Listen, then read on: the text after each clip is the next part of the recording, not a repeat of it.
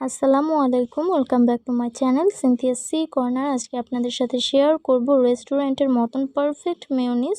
তবে এটি দুধ দিয়ে তৈরি মেয়োনিজ। যারা কিনা ডিমের গন্ধের কারণে মেয়োনিজ পছন্দ করেন না, তাদের জন্য আজকের এই রেসিপিটা একেবারে পারফেক্ট।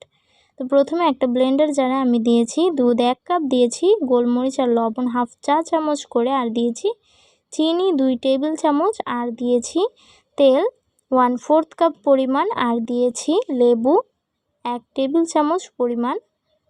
তো এরপরে এটা আমি কিছুক্ষণ বিট করে নিব, কিছুক্ষণ ব্লেন্ডার জারে ব্লেন্ড করে নিব ভালোভাবে। তো এটা খুব ভালোভাবে ব্লেন্ড করে নিতে হবে। এটা 10 থেকে 15 মিনিট সময় নিয়ে ব্লেন্ড করতে হবে। আর হ্যাঁ, কিছুক্ষণ পর পর এখানে আমি তেল অ্যাড করব। তো এখানে আমি মোট হাফ কাপ পরিমাণ তেল অ্যাড করেছি। আমাদের চ্যানেলে নতুন হয়ে থাকলে চ্যানেলটি সাবস্ক্রাইব করে আমাদের পাশেই থাকবেন।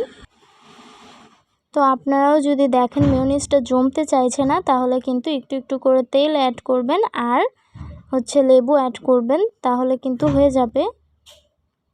অনেকেই বলে থাকেন মেয়োনিজটা ভালোভাবে জমে না। যাদের এই সমস্যা হয় তারা এই ট্রিক্সটা ট্রাই করে দেখবেন। আশা করি আপনারা খুব ভালোভাবে মেয়োনিজ তৈরি করতে পারবেন। আর এই মেয়োনিজটা থেকে কিন্তু কোনো গন্ধ আসে না, আর খেতে অনেক বেশি ভালো হয়। তো যারা ডিমের গন্ধের কারণে মেয়োনিজ খান না, তারাও কিন্তু এই রেসিপি ফলো করে মেয়োনিজ বানিয়ে দেখতে পারেন। আর এটা ফ্রিজে রাখার পর কিন্তু অনেক বেশি ভালো জমাট হয়ে গেছিলো।